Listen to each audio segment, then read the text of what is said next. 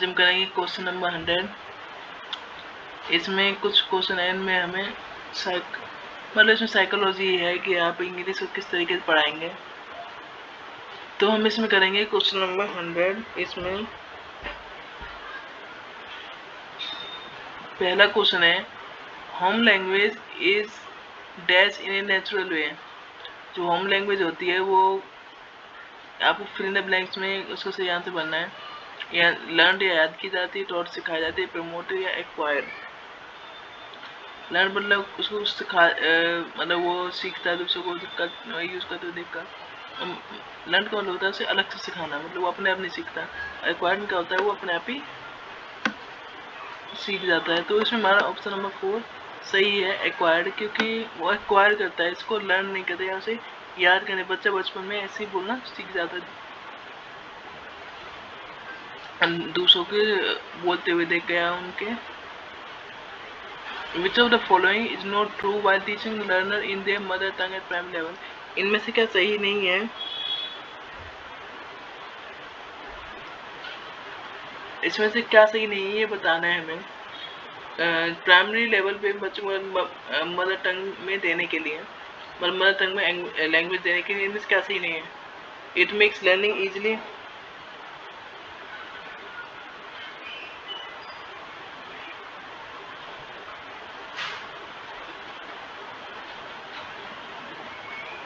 उसे लर्निंग में आसानी होती है। इसे help in intellectual development of child, ये चाइल्ड के इंटेलेक्चुअल डेवलपमेंट में हेल्प करता है। It help children learning in natural environment, उनको नेचुरल एनवायरनमेंट में पढ़ने का करता है। It develop self confidence in the child. तो इन ऑप्शन में से कौन सा नहीं होना चाहिए? लिखा है इसमें it is help in the intellectual, ये सही नहीं है।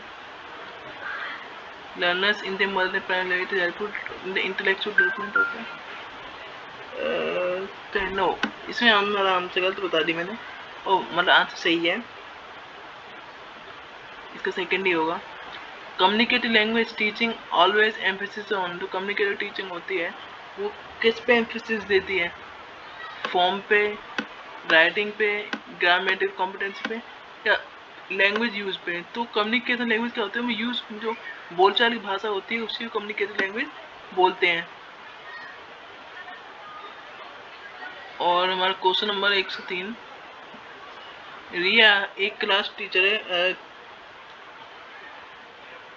रिया एक क्लास टीचर है और class second presenting language item in her instruction and learners are doing exactly as she standard what she is practicing। मतलब जैसे वो बोलती जाएगी और लर्नर वैसे ही करते जाए। तो इनमें से क्या चीज प्रैक्टिस करना चाह रही है, मतलब इनमें से क्या प्रैक्टिस करना चाह रही है? Audio lingual method, communicative language method, total physical response direct method.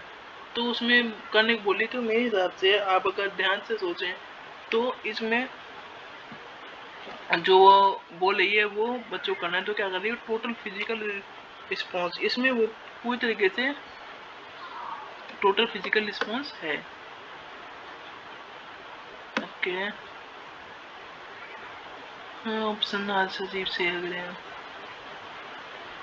While teaching language to learner, a teacher should in isolation in integrated manner by giving instruction through imitation। तो इसमें आपके हिसाब से कौन सा सही होगा? या तो या बच्चे को अकेले में सिखाया जाए, या सबके साथ, या उसे बता के तुम्हें ये पढ़ना है, या खाली नकल करवा कर। तो उसमें हमारा ऑप्शन नंबर क्या है? इन्हें इंटीग्रेटेड मैनर में सिखाया जाएगा, अकेले में नहीं सीख सकता और इंस्ट्रक्शन देके तो बिल्कुल ही नहीं सीख सकता। इंटोनेशन में नोट बी ए डैश टोन, इंटोनेशन में कौन सी टोन नहीं होती है?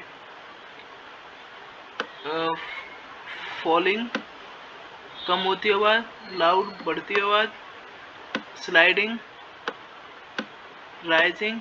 तो कैसी वॉइस नहीं होती, किस टाइप टोन होती? तो इसमें आंसर ये लाउड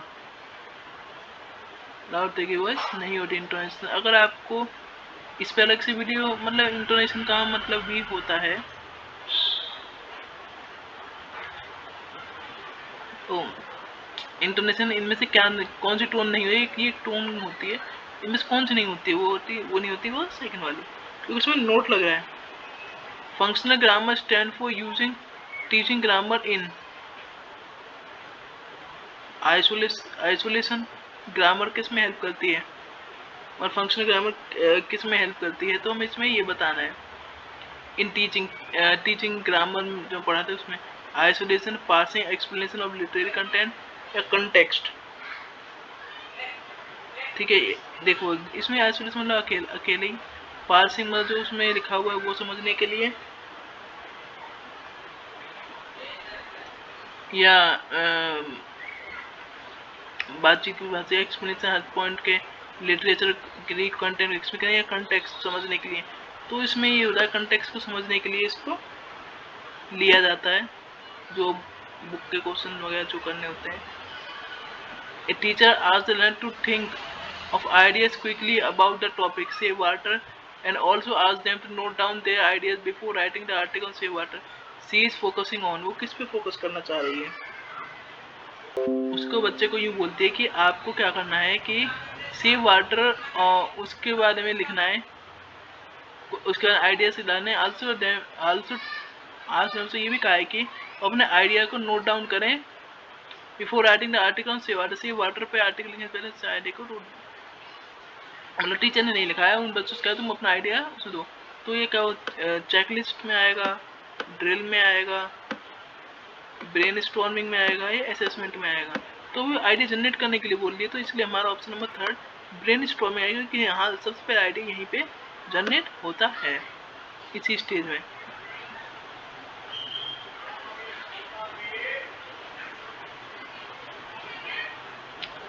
इज नॉट ए, इनमें से कौन से फॉर्म ऑफ लिटरेचर नहीं है, ये आपको बताना है।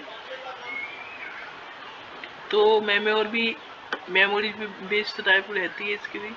तो ये है ट्रेवलॉग, जो हम ट्रैवलिंग करते हैं उसके ऊपर लिखते हैं, और ये वन एक्ट प्ले होता है, ये भी लिटरेचर में ही आता है। तो डिक्शनरी ये नहीं आता, डिक्शनरी खाली हमारे वर्ड्स की मीनिंग के जानने के होते हैं, इसमें नोट कहा गया है। और कब क्वेश्चन में ये जरूर पढ़े, नोट की वजह से काफ़ी क्वेश्चन हमारे गलती भी हो जाते हैं। असेसमेंट क्या होता है, process oriented, both process and product oriented, judgemental, product oriented. तो किस तरीके का होता है, देखो असेसमेंट क्या होता है, एक प्रोसेस होता है बच्चे को जांचने का।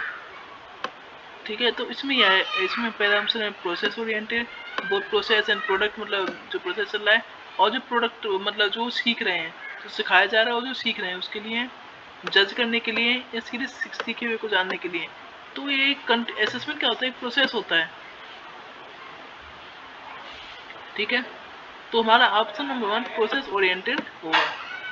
Which of the following is not formative assessment, इनमें से कौन से फॉर्मेटिव असेसमेंट नहीं है, तो ऐसे हम बोलते हैं यूनिटीज वगैरह, इनमें से कौन से नहीं है। तो पहला है पोर्टफोलियो। पोर्टफोलियो में क्या होता है कि जो बच्चे ने जो भी परफॉर्मेंस दी वो सब वगैरह का उस सब के बारे में पता चलता है। ओरल टेस्टिंग में भी यही है। Term and assessment, anecdotal records, और ये होते हैं रिकॉर्ड्स होते हैं। ठीक है, तो इसमें क्या है, टर्म ऐसे में नहीं आता है, ये ऐसे में आता है। सबमेटिव असेसमेंट किस में आता है, एस ए में। ठीक है, ये उसमें ही आता है। और एनेक्डोटल ये क्या लिखा है, एनेक्डोटल रिकॉर्ड। देखो मैं प्रोनाउंसिएशन में कुछ गलती हो सकती है, तो यहाँ पे लिखा भी हुआ है, उसको पढ़ सकते हैं। A teacher asks student to assess the classmate during a debate competition in the class. एक जो टीचर है वो आस्क करती है स्टूडेंट से to assess the classmates during a debate competition, दौरान अपने क्लासमेट्स को देखे। दिस मैटर ऑल्सो, ये किस तरह के असेसमेंट होते हैं, मतलब स्टूडेंट से ही बोले, तो इसमें क्या आएगा, self assessment, group assessment, individual assessment, peer assessment. तो इसमें क्या होगा, टीचर ने क्या काम किया, स्टूडेंट से कहा है कि अपने क्लासमेट्स के डिबेट कॉम्पिटिशन पे classmate during a debate assess करे, उनको मतलब उनको जांचे। तो बच्चों से करा रहे हैं, तो ये कौन सा होगा, पीयर असेसमेंट, ये वाला जो सहपाठी मतलब आपस के ही बच्चे लोग आपस में करते हैं। और हमारा क्वेश्चन नंबर है 112। अब ये असेसमेंट है और इसके मीनिंग है, हमें इनको मैच करना है। पहला पढ़ते हैं assessment of learning. It is use during the process of learning and teaching.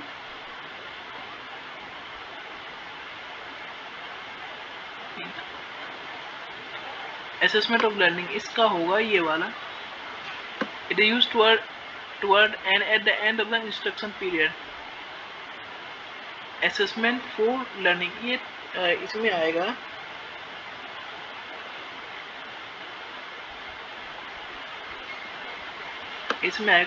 First वाला। It is use during process of learning and teaching. ये प्रोसेस के दौरान यूज किया जाता है लर्निंग एंड टीचिंग के।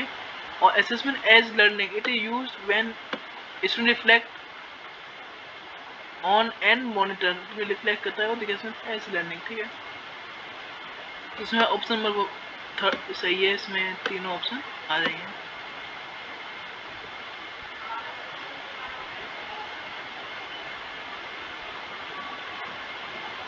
Which of the following is not appropriate about language games? Language games के बारे में इनमें से क्या अप्रोप्रिएट नहीं है?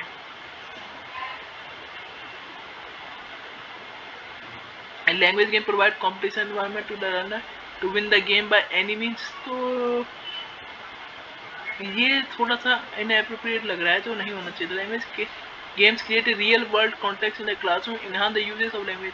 वो लैंग्वेज की यूजेस को मतलब जितना यूज करोगे उतना ही ज़्यादा आपको वो लैंग्वेज अच्छे से एक्वायर कर पाओगे। Option number third, language game create stress free and natural environment. हाँ, तो ये भी होता है, इससे स्ट्रेस फ्री और नेचुरल एनवायरनमेंट क्रिएट होता है। Can learn by language games create an environment even for the shy learner to participate. ये भी सही है, क्योंकि जो साई स्टूडेंट होता है क्लास का, वो और अगर एक्टिविटीज़ में नहीं हिस्सा भी लेता है तो इसमें जरूर ले लेता है, क्योंकि लैंग्वेज से रिलेटेड है। तो उसमें क्या नहीं करता, वो ये वाला नहीं करता, क्योंकि किसी भी तरीके से इसमें लिखा है to win by any means से नहीं हो सकता। Remedial teaching is for the learner to learn better and the better to improve his teaching. Remedial teaching क्या होती है और किस लिए होती है, इसमें ये पूछा है। It learn better and the teacher to improve his teaching. ये लर्नर को अच्छे लर्न करने और टीचर को इम्प्रूव करने की टीचिंग के लिए हेल्प करती है। Teacher to teach better each better, तो टीचर को ज़्यादा अच्छा पढ़ाने के लिए। स्कूल की इमेज ये तो बिल्कुल ही नहीं होगा इसको अच्छा करने के लिए, क्योंकि ये स्टडी के अंदर learner to learn better, learner की लर्न करने के लिए। तो इसमें ये होगा फर्स्ट वाला। रेमेडियल टीचिंग क्या होता है, टीचर को टीचिंग और लर्नर को अपनी लर्निंग एक्शन को, learner to learn better, learner को अच्छे से जो सीखने वाला है उसको सीखने में हेल्प करता है, और टीचर है उसको अपनी टीचिंग इम्प्रूवमेंट करने में हेल्प करता है। तो आज के लिए फिलहाल इतना ही, बाकी क्वेश्चन नेक्स्ट वीडियो में। तो प्लीज़ मेरे चैनल्स को सब्सक्राइब करना ना भूलें।